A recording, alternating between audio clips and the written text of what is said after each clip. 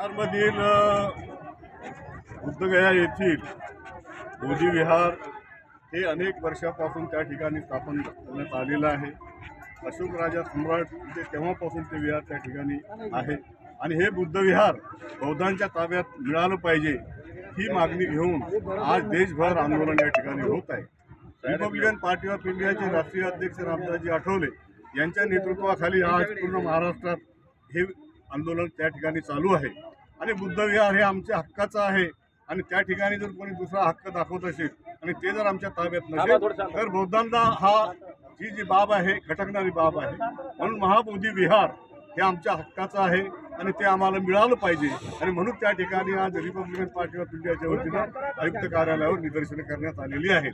1949चा जो मंदिर ट्रस्टचा कायदा आहे तो कायदा शासनानं रद्द करावा आणि नवीन कायदा ह्या विहारासाठी त्या ठिकाणी स्थापन केला गेला पाहिजे आणि बुद्ध विहार हे आमच्या ताब्यात दिलं पाहिजे।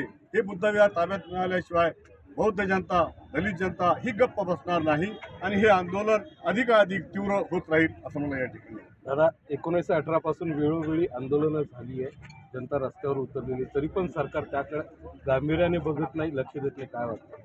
हे आंदोलन हे अनेक वर्षापासून या ठिकाणी सुरू आहे। मधून आंदोलन हे सुराई ससाई यांच्या नेतृत्वात देखील आंदोलन झालं होतं, परंतु आज बौद्धांची आणि दलितांची मागासवर्गीयांची ही परिस्थिती अशी आहे की आम्हाला प्रत्येक मागणीसाठी या ठिकाणी झगडावं लागतं। विद्यापीठाला बाबासाहेब आंबेडकरांचं नाव मिळावं यासाठी देखील आम्ही 17 वर्षे संघर्ष केला आणि 17 वर्षे संघर्ष केल्यानंतर ते नाव मिळालं।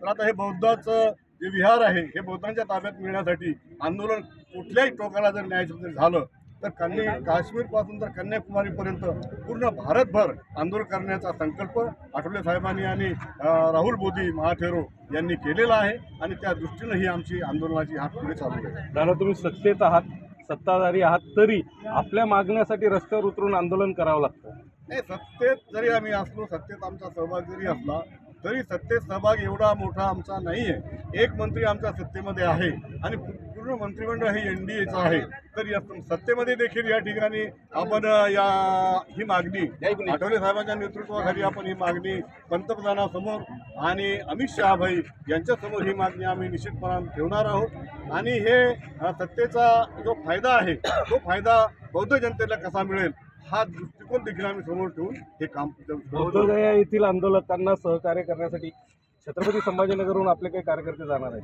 नाही, निश्चितपणानं बौद्धगयाला जे आंदोलन आहे आणि तिथे सहकार्य करण्यासाठी आम्ही आंदोलनामध्ये उतरू आणि औरंगाबादमधून जिल्ह्यातून देखील लोक आमच्या त्या बौद्धगयाला आंदोलनाला जातील। बुद्ध पौर्णिमेच्या दिवशी मोठं आंदोलन बौद्धगयाच्या दिशेने निघणार आहे, तर किती लोक जाणार आहे तिथे? नाही, आम्ही त्या आंदोलनात आम्ही देखील सहभागी होऊ आणि किमान 1000 लोक तरी त्या आंदोलनात त्यात जातील असं मला या ठिकाणी। यासाठी सरकारला काही अल्टिमेट देणार आहात?